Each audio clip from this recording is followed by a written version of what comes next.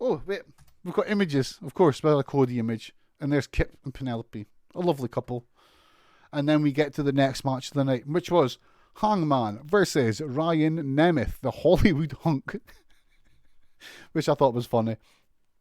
I'm sure everyone knows Ryan Nemeth is Dolph Ziggler's younger brother, which I would imagine that quite a few people would came to that assumption by looking at him, because he just looks like Dolph. Like, he looks like Dolph. He dresses in the same sort of gear as Dolph used to go in. I've not actually seen Dolph Ziggler wrestle in a while, so I don't know what his persona and what his look is just now, but Ryan looks just like his brother. He was also trained in the WWE system before making his way in the world of wrestling. So Ryan did not get an entrance, or if he did, it was not on camera. Hangman did, though. Ryan got a currently in the ring, which has got to be good. He's starting at the bottom, bless him. But we got straight to the action. And I just wanted to say at this point here, I think we need to have a quick chat about squash matches, and mainly I need to stop expecting WWE style quick squash matches to happen in AEW, as AEW just don't do that. And you know, it's something I quite like. It's really, when you think about it, squash matches shouldn't really happen in a professional sports scenario. I mean, on squash matches, right? Let's treat wrestling as a real sport for a second, right? If we were booking fights in a real sport and we booked a fighter and they got beat in like under a minute, then that fighter probably wouldn't last long in that league or in that system.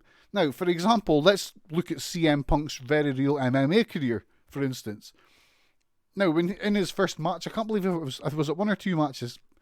Regardless of how much matches he had, he got the shit beaten out of him by someone who's at the very bottom of the MMA profession, right? He got more or less squashed by someone who would have expected to be squashed by someone else. Because of that, UFC realised that CM Punk probably shouldn't be fighting at that level. He's not suited for that level, and they never give him another match at that level. The CM Punk matches in MMA were organic squashes. They were like squash matches that were real fights, sadly. He was outclassed. And that is what, like, inside there, subconsciously, a squash match tells the viewer that the person being beaten, does not belong at that level. Because if that person belonged at that level of sport, they wouldn't be getting beaten under a minute. And that's why I think that, why would they work there in the first place? If someone was getting beaten a minute in a match, why would they even work there? So maybe when we use this, maybe thinking in this sort of way, it's time to leave these quick WWE style squashes for history, or just leave them to WWE, because they don't really make sense a lot of the time when you look at wrestling in a real sport, in the sense of like, why would they hire someone that bad?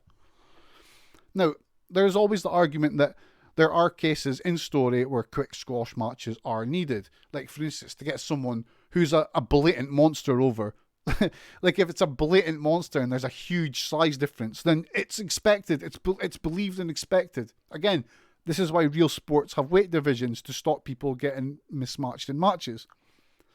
I think there's a lot more to talk about that, but at the same time, when I stopped and had a real good think about squash matches in AEW and in wrestling in general, yeah, I think I prefer the way AEW is doing it. I prefer the way they try and make the competitors look like they're at least on the same level, you know?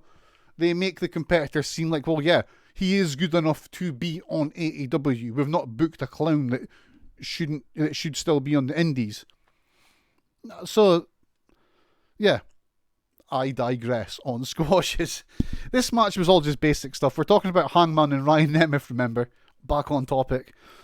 The match was technically sound, but Hangman was always, like, very clearly the better wrestler, the stronger wrestler, and the smarter wrestler, which, of course, the good guy should always be in a match.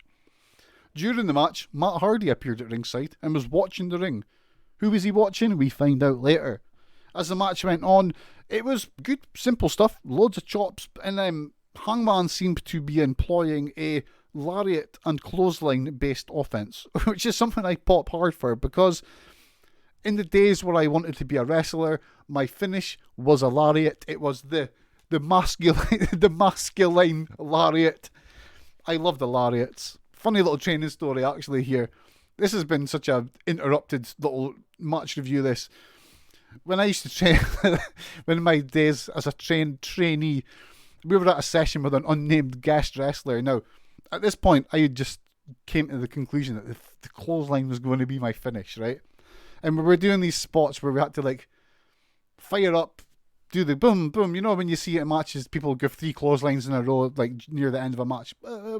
So we were supposed to do that.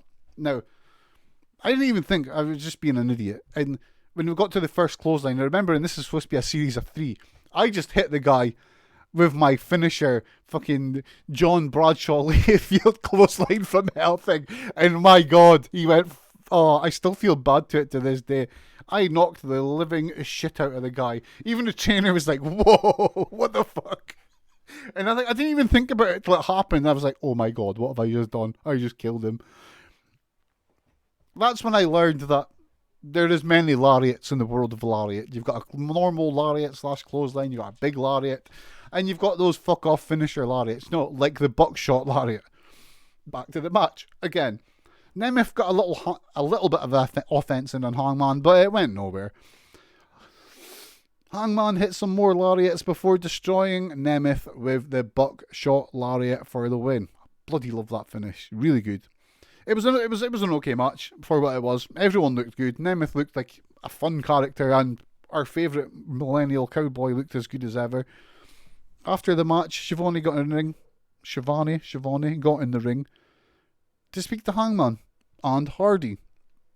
Now, Tony asks Hardy what he's doing there, and Hardy starts telling Hangman that he feels bad for him.